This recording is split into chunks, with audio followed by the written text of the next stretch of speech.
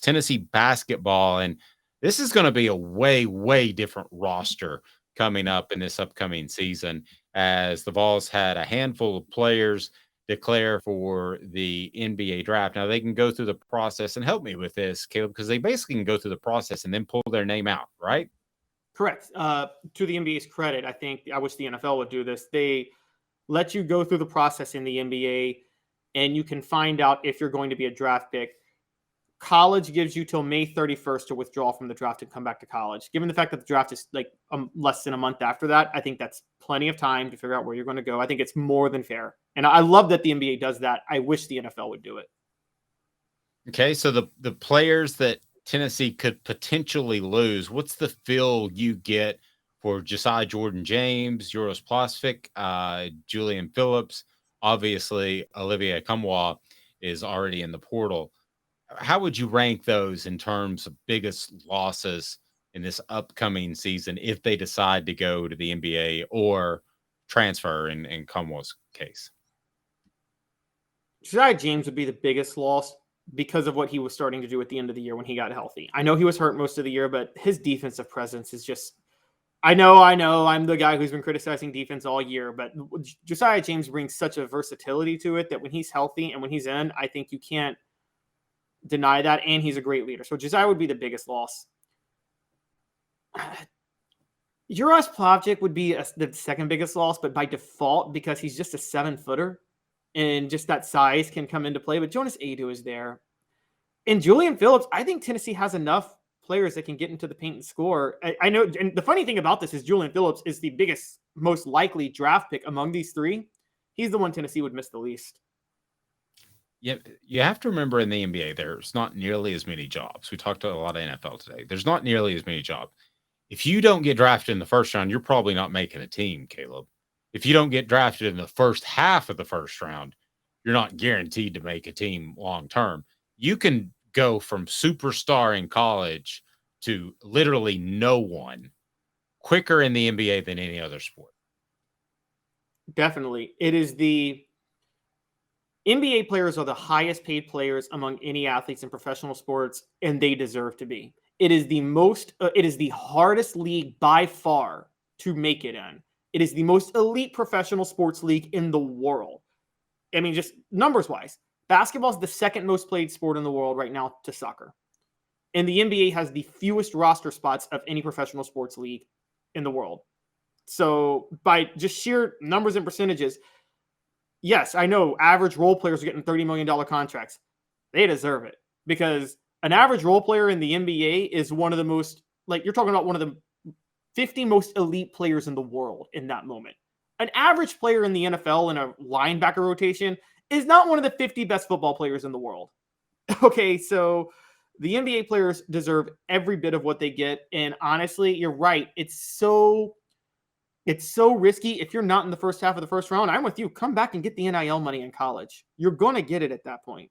Amen. I mean, I don't understand why you wouldn't do that. Let me just go back 10 years ago, okay, to the NBA draft.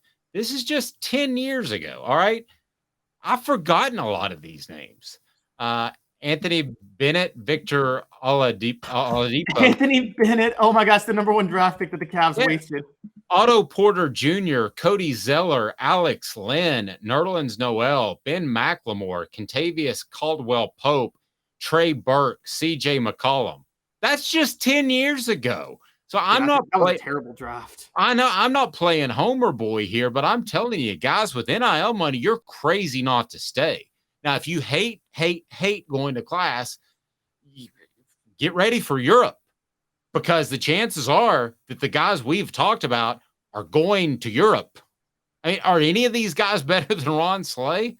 I think Ron Slay's a better prospect coming out of college than these guys, and he played, 10 years in Europe? Because Ron Slay was too much ahead of his time. He would have been a great NBA draft pick today with the way they like power forwards who stretch the floor.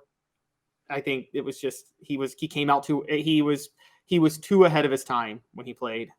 It's just so much dumb luck. I would encourage those guys to come back, get the NIL money.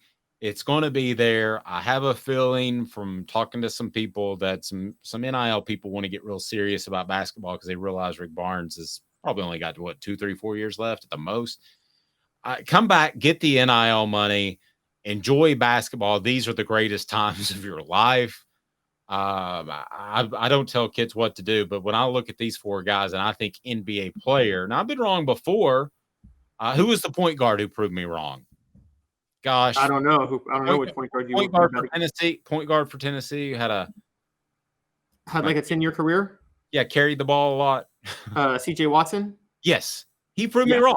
I did not think he was an NBA player. I do not think these guys are NBA players. Of the group, who do you think has the best NBA future? Should be Uros Plavsic with the most potential, but he's never developed.